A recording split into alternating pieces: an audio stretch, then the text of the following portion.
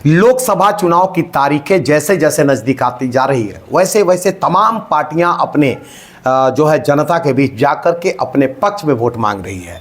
चुनाव की सरगर्मी तेज हो चुकी है, चुनाव की जो है पहल तेज हो चुकी है। तमाम नेता जनता के बीच में जा रहे हैं और अपने आप को जनता का सबसे करीबी नेता बतलाते हैं, उनके सुख दुख का साथी बतलाते हैं। हमारे साथ हैं एक ऐसे शख्स रविंद्र तिवारी जो भाजपा के कद्दावर नेता गिने जाते रहे हैं और अभी ये जो है राष्ट्रीय पथ सुरक्षा परिषद में ये सदस्य हैं। सबसे पहले कि क्या एक्टिविटी अभी खासकर हम पलामू और चतरा की बात करें, राजनीतिक गतिविधि को किस नज़रिया से आप देख रहे हैं? देखिए, आप तो खुद राजनीति के काफ़ी नज़दीक से देखे और जानने वाले हैं। पलामू और चतरा को जब हम बात करते हैं तो उसको एक ही संदर्भ में हम लोगों को लेना भी चाहिए। अब पलामू चतरा तो हमेशा से चारागाह रहा है, आज भी है।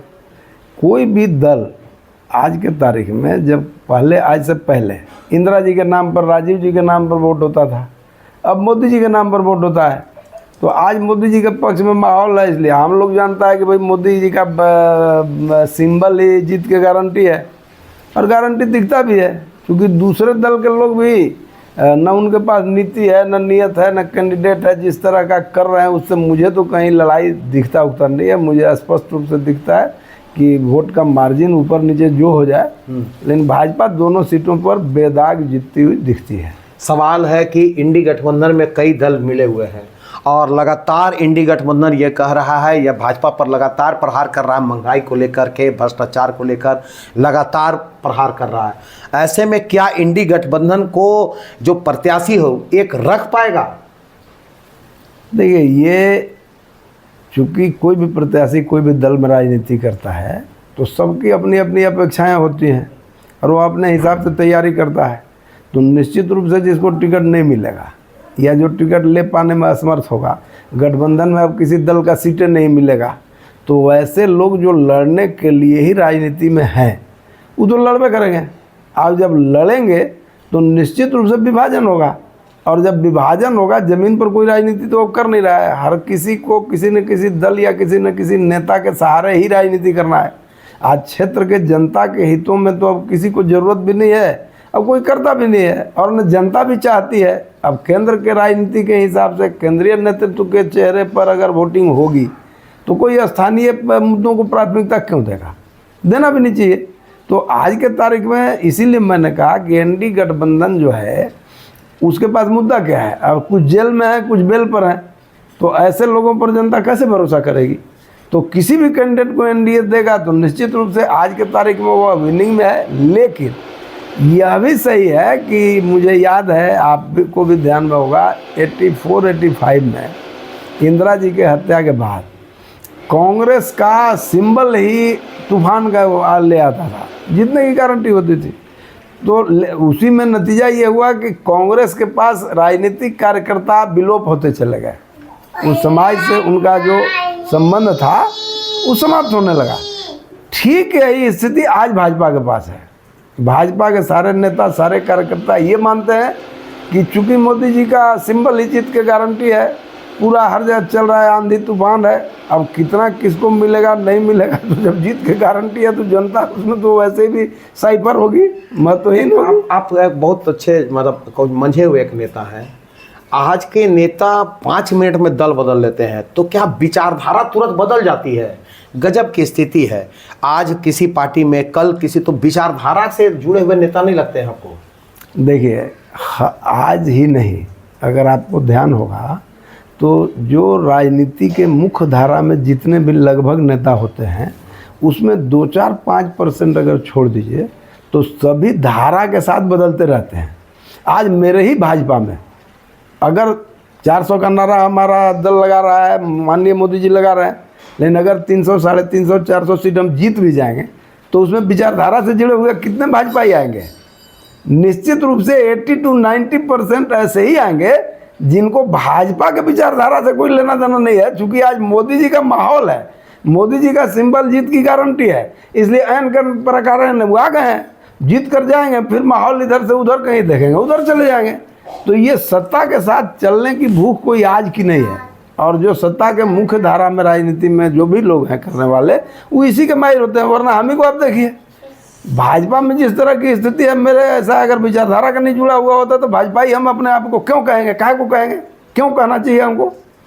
तो मूल जो विचारधारा से जुड़े हुए कार्यकर्ता है, उनकी जरूरत कोई नहीं महसूस करता, न किसी को है, क्योंकि उसे पता है कि मुझे आगे इस मानते हैं कि इसी वजह से जो कार्यकर्ता है उनका मनोबल टूटता है। कार्यकर्ता जिस विचारधारा से लेकर चलते हैं, बचपन से सोचते हैं, वो जिस विचारधारा से जुड़े हैं, उनका कम से कम उनका मनोबल टूटता है। ये बात मानते हैं? 100% टूटता है, 100% टूटता है। तभी तो विचारधारा का दल भी बाद में तुरंत मुंह का खाई खाता है। क्यों खाई खाता है? आक्रोश में जब आ जाता है कार्यकर्ता तो सोचता है कि चलो। लेकिन जो हमें आपको एक घटना और याद कराएं, 2004 का आप याद कीजिए। 2004 में साइनिंग इंडिया का इतना बेहतरीन अटल जी का काम होने के बावजूद जो चुनाव हार गए, क्यों हार गए? इसलिए कि उस समय लोग स्थानीय जो कैंडिडेट चयन होता था उसमें भावनाओं के खिलाफ उस समय भी लोगों ने तय किया। नतीजा हुआ कि कार्यकर्ता रिवोल्ट कर गया तो स्थिति हुआ कि मौनी बाबा 10 साल झेलना पड़ा। तो अब वो 10 साल मौनी बाबा झेल कर जो लोग देख लिए हैं, वो कुछ दिन वेट कर रहे हैं, लेकिन ये विस्फोट होगा ही, होना तय है, क्योंकि होता ही है।